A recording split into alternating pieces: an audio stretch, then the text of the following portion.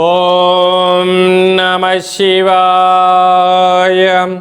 ఓం నమో నారాయణాయ. కర్మ నివారణ నరదృష్టి నివారణ కాళభైరవాయ నమో నమః. ఓం కాళకాలాయ విద్మహే కాళాతీతాయ ధీమహి తన్నో కాళభైరవ ప్రచోదయాత్. హరి ఓం. మా ఛానల్కి స్వాగతం. చూస్తున్న వీక్షకులకు, ప్రేక్షకులకు, ప్రియ కాళభైరవ భగవద్బంధులకి స్వాగతం పలుకుతూ మమ్మల్ని ఎంతగానో ఆదరిస్తూ ఉండబడినటువంటి ప్రియ సోదరీమణులకు, జ్యోతిష్య అభిమానులకు అందరికీ కూడా ముందస్తుగా కార్తీక మాస అమావాస్య మాస శివరాత్రి శుభాకాంక్షలు. అలాగనే కాళభైరవ జయంతి ఆశీస్సుల చేత అందరికీ నిండు నూరేళ్ల ఆయురారోగ్యాలను ప్రసాదించాలని, ఎవరికి ఎలాంటి ఆర్థిక, విద్య, ఉద్యోగ, వివాహ, వ్యాపార సంబంధిత దోషాలను తొలగించి నిత్య ఐశ్వర్యాన్ని, ఆనందాన్ని ప్రసాదించాలని మనసారా కోరుకుందాం. 16/11/2025 నుండి 30/11/2025 వరకు పుట్టినటువంటి వారందరికీ ముందస్తుగా జన్మదిన శుభాకాంక్షలు. ద్వాదశ రాశుల్లో గ్రహ గమనాల్ని వీక్షింపచేద్దాం. కర్కాటక రాశిలో దేవగురు బృహస్పతి సంచార స్థితి, సింహరాశిలో కేతు సంచార స్థితి, తులారాశిలో శుక్ర సంచార స్థితి స్వక్షత్రకారకుడు, వృశ్చిక రాశిలో రవి భగవానుడు మరియు కుజుడు స్వక్షత్రకారకుడు మరియు బుధుడు కూడా అక్కడే సంచార స్థితి, త్రిగ్రహ సంచార స్థితితో ద్వాదశ రాశుల్లో గ్రహ గమనాలు ఈ విధంగా ఉన్నాయి. వృశ్చిక రాశి వారికి ఏడాది తర్వాత రవి భగవానుడు, కుజ భగవానుడు, బుధ భగవానుడు రాశిలో సంచారం చేయడము, అర్ధాష్టమ రాహు భాగ్యస్థానంలో 12 సంవత్సరం తర్వాత దేవగురు బృహస్పతి సంచారం చేయనప్పుడు గ్రహదోషాన్ని ఎలా తొలగించుకోవాలి, మాస శివరాత్రి సందర్భంగా, పోలి అమావాస్య సందర్భంగా ఎలాంటి విధి విధాన్ని పాటించడం వలన నరదృష్టి, శత్రుదృష్టి, వాస్తు దృష్టి ఎలా తొలగించుకోవాలో ఈ వీడియోలో సవివరంగా సంపూర్ణంగా తెలుసుకుందాం.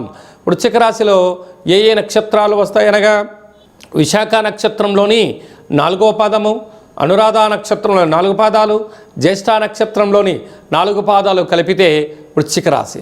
రాశాధిపతి కుజ భగవానుడు.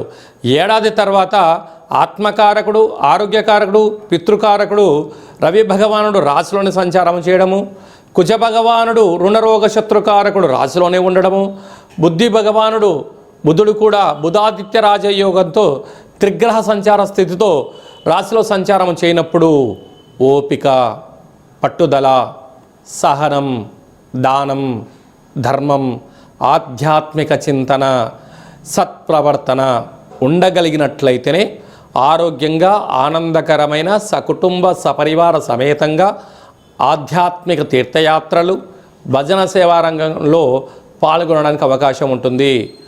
కాదు అంతా నాకు తెలుసు, నేను ఇష్టం వచ్చినట్టు ప్రవర్తిస్తాను అంటే అసలే సీజన్ అనుకూలం కానటువంటి రోజులు.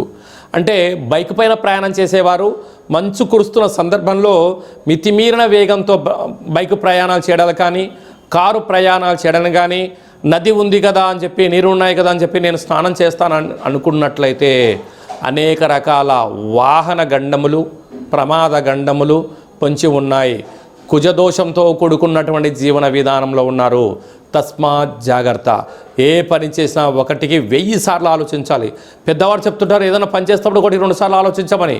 కానీ గ్రహ సంచార స్థితి అనుకూలంగా లేదు కనుకనే 1000 సార్లు ఆలోచించి చేయగలిగితే కుటుంబంలో మీరు ఎవరిని బాధ పెట్టరు, మీ ఆరోగ్య పరిస్థితి బాగుంటుందని చెప్పి గమనించగలగాలి.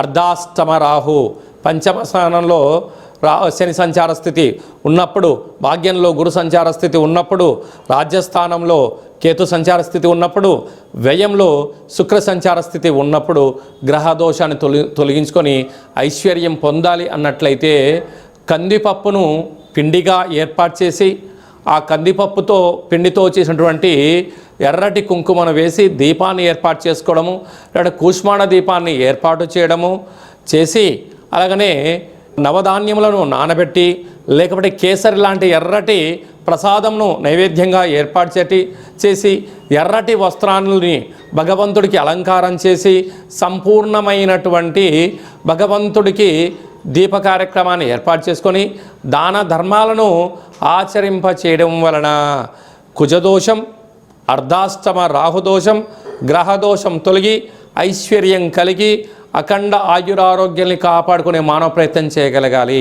అలాగనే వ్యవసాయ సోదరీమణులు, గృహ భవన నిర్మాణ కార్యక్రమాలు ఆచరింపజేసేవారు, సాఫ్ట్వేర్ హార్డ్వేర్ ఉద్యోగస్తులు, మిలిటరీ రంగంలో ఉండబడిన వారు, అలాగే హోటల్ రంగాల్లో ఉండబడిన వారు చాలా సమయస్ఫూర్తి అవసరమని చెప్పి గమనించాలి. నవంబర్ మాసంలో ముఖ్యమైన పండుగల గురించి క్లుప్తంగా సవివరంగా సంపూర్ణంగా తెలుసుకుందాం. మనకు 18వ తారీఖున సోమవారము మాస శివరాత్రి విశేష సందర్భంగా కార్తీక మాసంలో మనం ఏ రోజైతే ప్రాఢ్యమి నుంచి మాస శివరాత్రి వరకు పూజ చేసుకోలేనటువంటి వారందరూ కూడా మహాదేవుడికి రుద్రాభిషేకము, ఒక దీపాన్ని ఏర్పాటు చేయడము, సాలగ్రామ దానము, స్వయంపాక దానం చేయడం వల్ల మహాదేవుడి యొక్క ఆశీస్సులు ఉంటాయని చెప్పి గమనించగలగాలి. అలాగనే 20వ తారీఖున మనకు గురువారము విశాఖ నక్షత్ర సందర్భంగా పోలి అమావాస్య సందర్భంగా మనము వెన్నతో దీపాన్ని పెట్టడం వలన మహాదేవుడి యొక్క కృపకటాక్ష వీక్షణ కలిగి సంపూర్ణ నిండు నూరెల ఆయురారోగ్యాలని ప్రసాదించడం జరుగుతుంది అని చెప్పి గమనించాలి. అలా కుదరలేనటువంటి వారందరూ ఈ కింది నెంబర్ సంప్రదించినట్లయితే కాశీ క్షేత్రంలో మన యొక్క కాళభైరవ స్వామి యొక్క దేవాలయంలో గోకర్ణ నక్షత్రంలో మీ పేరుపైన రుద్రాభిషేకము, దీప కార్యక్రమాన్ని ఏర్పాటు చేయించి స్వయంపాక దానాన్ని కూడా ఏర్పాటు చేయడం జరుగుతుందని చెప్పి గమనించాలి. అలాగనే మనకు మార్గశీర్ష మాస శుద్ధ అష్టమి కాళభైరవ జయంతి కనుక కాళాన్ని శాసింపజేసే శక్తి కాళభైరవ స్వామివారికి ఉంటుంది. కనుక స్వామివారి యొక్క ఆశీస్సుల వలన స్మరణ, ధ్యానము, స్వామివారిని చేయడం వలన, దర్శించడం వలన సకలమైనటువంటి వాస్తు దోషము, నరదృష్టి, తంత్రదృష్టి, తాంత్రిక దృష్టి సకల దోషాలు తొలగిపోయి ఐశ్వర్యాన్ని భగవంతుడు ప్రసాదిస్తాడు అని చెప్పి కూడా గమనించగలగాలి. విశేషమైనటువంటి ఈ యొక్క కార్తీక మాసంలో మార్గశీర్ష మాస శుద్ధ శుక్లపక్షంలో అందరికీ ఐశ్వర్యం ప్రసాదించాలని మనం కూడా ఒకసారి మనసారా కోరుకుందాం. అలాగే మీ వ్యక్తిగత జాతకం తెలుసుకోవాలనుకుంటున్నారా? మీ పుట్టినటువంటి తేదీ, నెల, సంవత్సరము, పుట్టిన సమయాన్ని వ్రాసి పంపించినట్లయితే 100 సంవత్సరముల జాతకాన్ని వ్రాసి సవివరంగా సంపూర్ణంగా మీకు పంపించి మీరు పుట్టినప్పుడు గ్రహ గమనాలు ఎలా ఉన్నాయి, ప్రస్తుతం ఎలా ఉంటున్నాయి, రాబోయే కాలంలో ఎలా ఉండబోతున్నాయో సవివరంగా సంపూర్ణంగా తెలియజేయడం జరుగుతుంటుంది. చాలామందికి పుట్టినటువంటి కాల సమయంలో డేటా ఆఫ్ బర్త్లో లేనటువంటి కారణం వలన మీ పేరు యొక్క మొదటి అక్షరాన్ని అనుసరిస్తూ రాశిని తెలియచేస్తూ గ్రహ గమనాల్ని చెప్తూ అలాగనే రమణ శాస్త్రం ద్వారా అనగా గవ్వళ ద్వారా కాళభైరవ ఉపాసన చేత భూత భవిష్యత్ వర్తమానాన్ని తెలియజేయడం జరుగుతుంది. కనుక జాతకాన్ని తెలుసుకుందాం, జీవితంలో ఉండబడినటువంటి స్వల్పమైనటువంటి అడ్డంకులను తొలగించుకుందాం, ఐశ్వర్యానికి ఆనందానికి స్వాగతం పలుకుతాము అనేటువంటిది విన్నపం. కనుక ఈ కింది నెంబరు సంప్రదించి వాట్సాప్ ద్వారా కానీ ఫోన్ కాల్ ద్వారా కానీ అపాయింట్మెంట్ తీసుకొని సంప్రదించగలరు. అందరికీ ఈ యొక్క కార్తీక మాసంలో మార్గశీర్ష మాసంలో అద్భుతమైన ఇంకనూ విజయం సాధించగలగాలి అన్నట్లయితే ఈ యొక్క పాత్రను కాళభైరవ స్వామి వారికి అక్షయ పాత్ర అంటారు. అంటే అక్షయము అనగా నశించబడినటువంటిది. అలాగే మనము ఇంట్లో పెట్టుకొని, పూజామందిరంలో పెట్టుకొని, అంటే వ్యాపార సంస్థలో పెట్టుకొని ఇలా ఒకసారి శబ్దం చేస్తే ఓంకార శబ్దం రావడం జరుగుతుంది.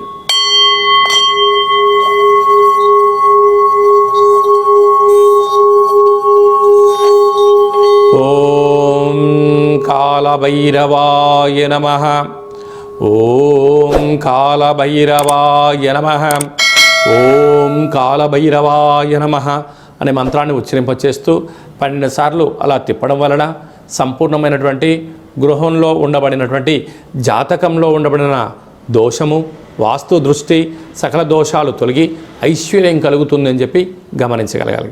అందరికీ శుభం, జయం, ఐశ్వర్యం, ఆనందాన్ని ప్రసాదించాలని మనం కూడా మనసారా మహాదేవుని కోరుకుందాం.